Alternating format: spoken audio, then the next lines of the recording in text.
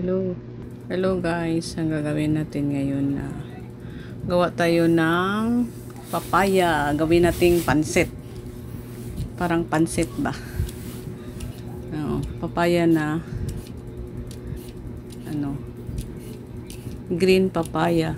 Pero yung papaya ko tagal ko na itong na-stock sa ref kaya parang pero hindi naman siya na hinog yung ripe na. Matigas pa naman nabalatan natin yung papaya. Then pagkatapos mabalatan natin shredded yung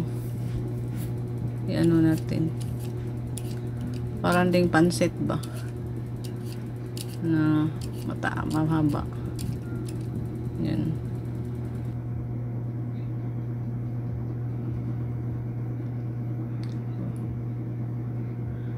Yung natin, yung sahog, ground pork, then may mga magic, then may lamas naman na ahos at saka sibuyas, then atsal.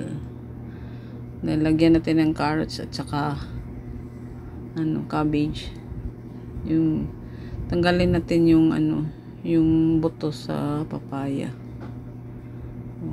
Hindi naman yan hinog kasi tigas pa parang lang kasi nilagay ko kasi sa rep parang siyang na ripe pero hindi pa ripe yan, matigas pa shredded natin.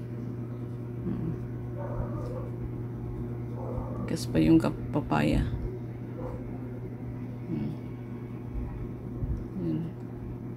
Mahirap kasi yung may mga may binibenta naman na shredded na nandun sa palengke. Kaya lang yung papaya binili ko sa dali sana kung may na yan parang din yung kulay niya pero pa yan lagyan natin ng asin, then natin yung asin, parang kunin natin yung juice sa papaya.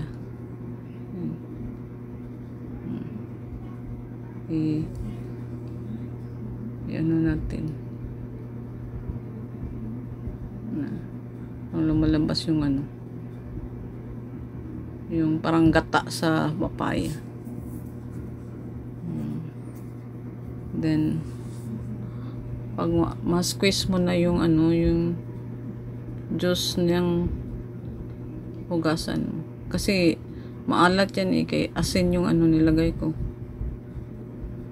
So tanggalin mo natin yung yung juice, then hugasan natin ng tubig parang hindi maalat yung yung luto mo. Ganito ang ginagawa namin sa probinsya namin kasi wala namang pansit doon gagawin namin yung na lang yung papaya, parang pansit din. Yan, hinugasan natin. Kinukuha ko yung yung maalat kasi asin yung ko. Gisqueeze ko dyan.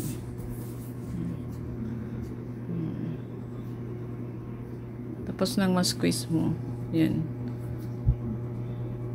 Na tayo ng bawang at saka sibuyas natin.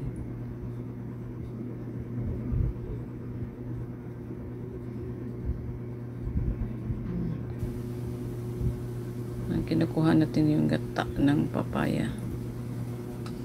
Yan isusutay natin yung ng bawang at saka sibuyas. Yan, bawang.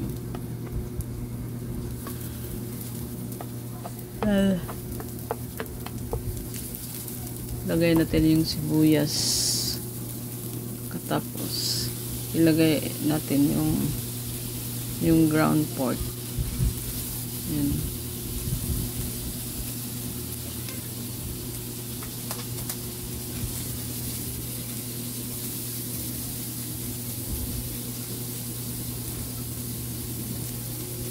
Yung sahog, nilagay ko yung sahog na giniling na karne. Lagyan natin ng tuyo or yung lagyan natin kaunti ng tubig. Lagyan ko ng cubes, chicken cubes. Then brown black pepper, konting asin. Kaunti lang yung asin nilagay ko kasi nilagyan ko ng tuyo at saka baka maalat yung gawin kong parang pansit.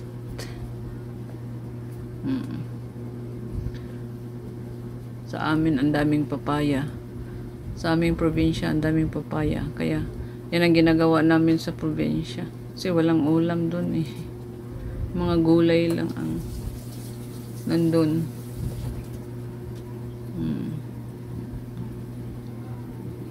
Hindi na yung malata. Lagyan natin ng daming ricados. Yan.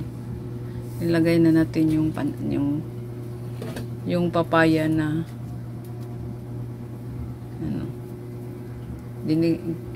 natin, shredded natin. Saka nilagay ko na yung atsal.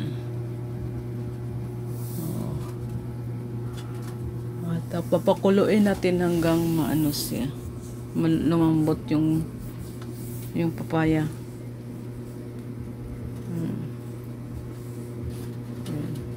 Pakuluin natin.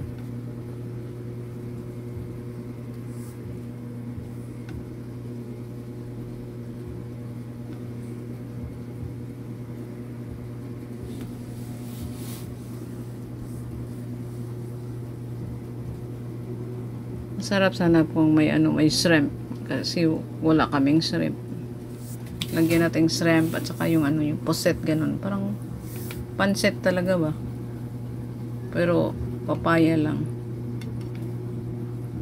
ang ginagawa ko.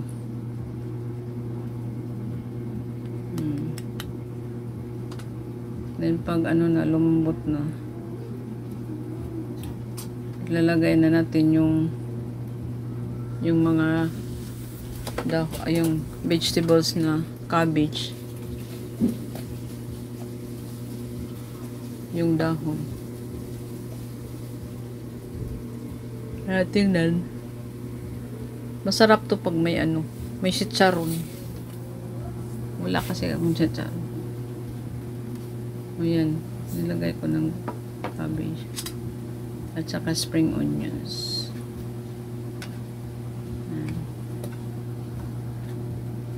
Kuluin natin.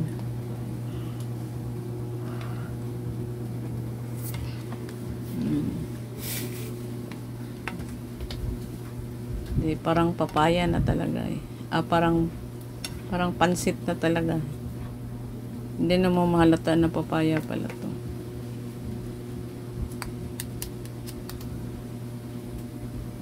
Yeah.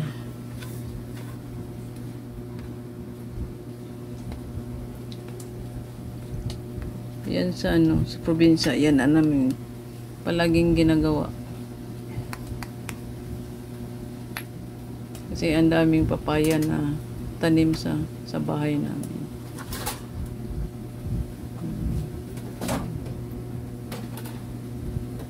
Ito.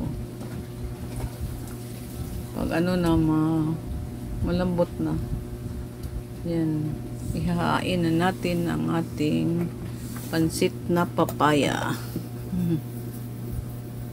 Ayan. Maraming salamat po sa lahat ng sumuporta sa mga ka-teammates ko. Thank you very much.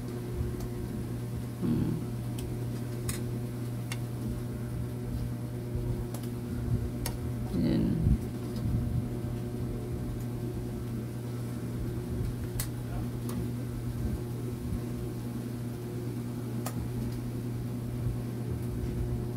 Yan, malapit na maluto.